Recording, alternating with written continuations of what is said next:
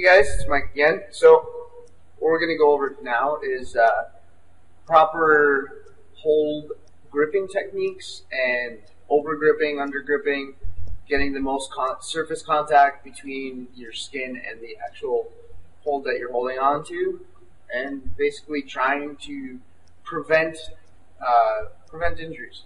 So most people, when they first start out climbing, they don't really think about too much how you're actually holding onto the holds. They're just, trying to grab for the next available thing. You're just trying to hold on and not fall off. And as much as that is the goal in climbing, to not fall off and get to the top, you want to be able to keep doing it over and over and over and for a long period of time, so you want to prevent injuries. A good way to do this is by properly grabbing things. So, you go and you climb something. I'm using a campus board here, for example, because it accentuates finger placement very well. But you can pinch things. You can sometimes fit your whole hand behind things. Sometimes you can only fit your fingertips. But the way we grab stuff definitely affects, especially our tendons and ligaments. Now, I'm no doctor, so don't think that I know what I'm talking about when I say how to heal them and how to repair them. But I've definitely hurt myself and hurt my tendons, and it's not fun. It takes a long time to recover, and it's just, you're not climbing for that time, so not a pleasant experience. So say when we have a nice flat ledge like this, and you're trying to grab it, you want to make sure to have as much hand contact available. If you can pinch the bottom and use your thumb, all the better. It's going to give you more gripping power with less pull down energy, so you can actually squeeze it and pinch it. So when you're holding on to something, you want to pinch it and just kind of, your body stays there. You don't need a whole lot of force on your hand. You're basically keeping your fingers at a 90 degree. The biggest mistake people make, and especially whether it's the first time you're on smaller holds, or if you've been doing it for years and years and years, is people will tend to roll their hands up and use their thumb to lock down. This technique feels a lot more powerful at first, and you probably will find that you stay on the wall. However, what this does is puts all of the weight directly on your fingertips. And this is very detrimental to your tendons, especially if you haven't built up the strength in them. So if you're a new climber and you start doing this technique, your chance and probability of injury is much higher than if you were to, say, practice open-handed techniques.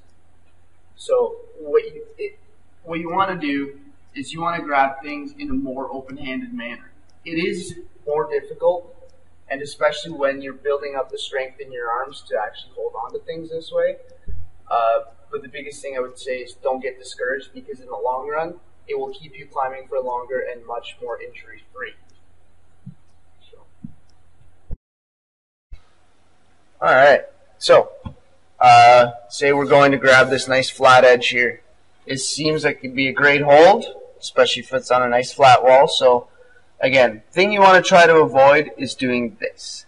So you see how my hand and finger is on much more than a 90 degree bend. All my weight is on my fingertips, and my thumb is even extra pushing down. Proper way you want to try to maintain, open-handed. So you want to try to maintain no more than a 90 degree angle. So basically what this is doing is now your tendons are all in one nice smooth curve and going down a nice line.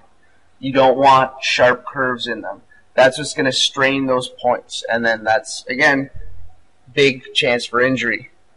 So when climbing up, yes, this will feel harder. Yes, you will fall off much more, but again, if you stick with it, and in the long run, this will be much more beneficial to your climbing and preventing injury of yourself. And sometimes, if your pinky's a little short, he kind of slips off there a little bit, so don't worry about it. That little guy, don't worry about that little guy. So, going up, you want to maintain open-handedness. You want to, if you can, use the thumb at the bottom. Be very beneficial. Gives you a little bit more staying power. not a big necessity with the thumb, however, especially considering most of your body weight is down. If you can't do it right away, don't worry about it. If you can, that's great. Definitely something to work towards, though.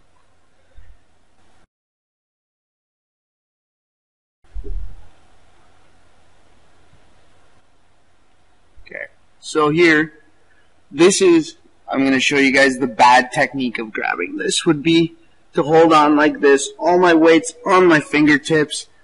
I wouldn't even say that it feels more solid at this point. This just feels like it's gonna hurt. If I pull myself up on this, it's gonna hurt.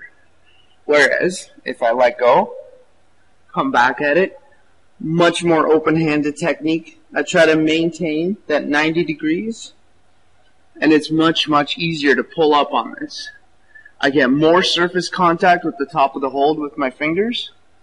I get the little thumb on the side here, and I can pull up much more comfortably. Again, short-term gain and long-term gain in this case.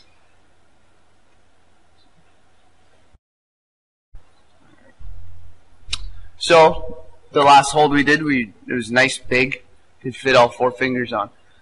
Sometimes you might run into a situation where you have to grab something nice and small like this guy. Can't actually fit all 4 fingers on this. Maybe 3, but most likely 2 fingers, depending on how big your fingers are. So the open-handed technique, again, still applies. And actually, if you were to try to do this, you're really reefing down on 1 finger. Because your thumb pressing on it is really putting a lot of stress on that 1 index finger. So by you using the open-handed technique, you can actually distribute the weight much more evenly across your fingers, whether it be 3, 2, or sometimes you can even just have 1 finger in a hold, whether it be this one, this one, this one, all depends on the hold. But when it's more than 1, you can much more evenly distribute the weight, and it becomes much easier to pull up on it. Now, again, pulling up on a hold this size is, again, just limited to your physical strength, but this technique applies to holds of any shapes or size. So again, a hold of this size, however, not necessarily forces you to use the open-handed technique, but makes it much easier because you can fit your entire finger length in contact with the hold. Makes it nice and easy to grab. If you feel up to it, you can actually, as if you're pinching this, but then you see I'm more relying on the tips of my fingers again, whereas this, my entire finger is in contact. So, in this case, personally, I would not pinch it. It may just be the fact that the size of my hands doesn't really allow it comfortably. But you can definitely see how maintaining 90 degrees or less, my tendons aren't under super strain, and I can very easily pull my body weight up on this hold. Alright, so other side of the extreme is a hold like this. Very, very small. You'll only be able to fit the tips of your fingers no matter what you do. But still trying to maintain 90 degrees or less. So this one will push my fingers pretty much to the edge of 90 degrees, but I could still use it to pull my body weight up.